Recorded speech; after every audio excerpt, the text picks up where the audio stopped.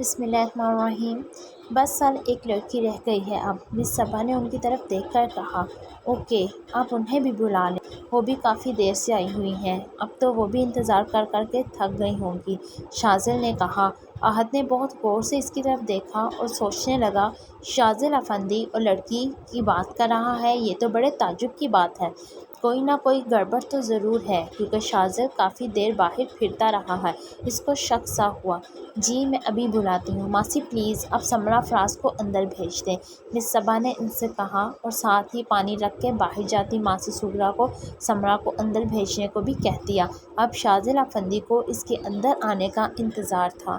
سمرا بیٹی آپ اندر جائیں، مس صبا اور سر آپ کو بلا رہے ہیں۔ وہ دونوں جو لڑکیوں کو جاتے دیکھ رہی تھی، ایک دم سے ماسی کی آواز پر چونکی۔ ماسی ان کو پیغام دے کر جا چکی تھی۔ تم جاؤ سمو، میں ادھر ہی ہوں، سیرت نے کہا۔ وہ اندر نہیں جانا چاہتی تھی کیونکہ اس کو پتہ تھا کہ وہی انسان اندر ہوگا۔ وہ ڈرتی نہیں تھی، لیکن اس وقت وہ اس کا سامنا نہیں کرنا چاہتی تھی۔ بالکل بھی نہیں، اگر میں نے اکیلی نے جانا ہوتا تو تمہیں کیوں لے کر آتی ساتھ، سمرا نے ضدی لہجے میں کہا۔ وہ ایسے ہی کرتی تھی، ہر کام کے لیے اس کو ساتھ لے کر جاتی تھی کیونکہ سیرت میں بہت کانفیڈنس تھا، لیکن یار بعد میں بھی تو تمہیں اکیلے ہی آنا پڑے گا ادھر، اس نے سمرا کو سمجھانا چاہا۔ اف یار، بات کی بعد میں دیکھی جائے گی، ابھی تو چل میرے ساتھ، سمرا اس کا بازو پکڑ کر اس کو میڈم کے آفس کے دروازے کے باہر لے آئی۔ اچھا چلتی ہوں میں، ہاتھ تو چھوڑو، مجبوراً اس کو اندر ہی جانا پڑا، سمرا نے آہستہ سے دروازہ بجایا۔ یس کی آواز پر دونوں نے اندر جانے کے لیے قدم بڑھائے۔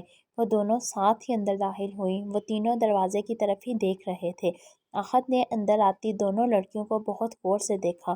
وہ دونوں ہی سمپل تھیں، ایک وائٹ اور پنک ڈریس میں اور دوسری گرے کلر کے۔ یہ دونوں لڑکیاں ان 6 لڑکیوں سے بہت مختلف تھیں۔ احد نے شاذل کی طرف دیکھا اور اس کی آنکھوں میں ایک عجیب سی چمک تھی۔ اس کا شک اب یقین میں بدل گیا کہ کوئی بات تو تھی جو شاذل اسے ایسے بات کر رہا تھا۔ اپنے سامنے چیئر پر بڑی شان سے اس انسان کو بیٹھے دیکھ کر وہ بھی شاکڈ ہو چکی تھی۔ اس نے بس ایک نظر اوپر دیکھا اور پھر سے نظریں جھکا لیں۔ ان دونوں نے سلام کیا تو ان تینوں نے سلام کا جواب دے کر ان دونوں کو بیٹھنے کو کہا۔ مس صبا کی کوئی ضروری کال آ گئی تھی، وہ باہر چلی گئی۔ سمرا افراز، شاذل افندی نے سمرا کی سی وی اٹھائی اور نام دہرایا۔ جی سر، میں ہوں سمرا افراز، اپنا نام سن کر سمرا بولی۔ احد جو ان کی طرف دیکھ رہا تھا، اس نے سمرا کی لڑکھڑاہٹ بخوبی سنی تھی۔ شاذل نے ایک دم سے چونک کر ان دونوں کی طرف دیکھا۔ اس کی آنکھوں میں حیرانگی تھی جو سیرت کی نظروں سے نہیں چھپ سکی تھی، اس لیے وہ بول پڑی۔ سر، آپ کو پریشان ہونے کی ضرورت نہیں، میرا نام سیرت کریم ہے اور یہ میری دوست سمرا فراز ہے، یہ مجھے اپنے ساتھ لے کر آئی ہے، اب آپ نے جو بھی پوچھنا ہے سمرا سے پوچھ سکتے ہیں۔ ان تینوں نے سیرت کو بولتے ہوئے بڑی حیرانگی سے دیکھا، لیکن وہ خاموش رہے۔ کچھ دیر بعد شاذل بولا، اوکے مس سیرت کریم، اس نے سیرت کے نام پر کافی زور دے کر کہا۔ نظریں اس کی سیرت پر ہی تھیں۔ احد چپ کر کے ان کو دیکھ رہا تھا۔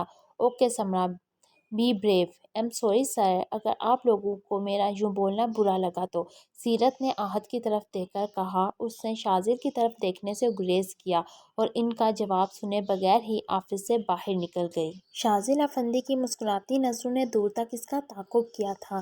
اوہ تو یہ بات ہے، احد ایک دم سے بولا۔ شاذل اور سمرا نے چونک کر اس کی طرف دیکھا، لیکن شاذل کی گھوریاں دیکھ کے وہ آگے کچھ نہیں بولا۔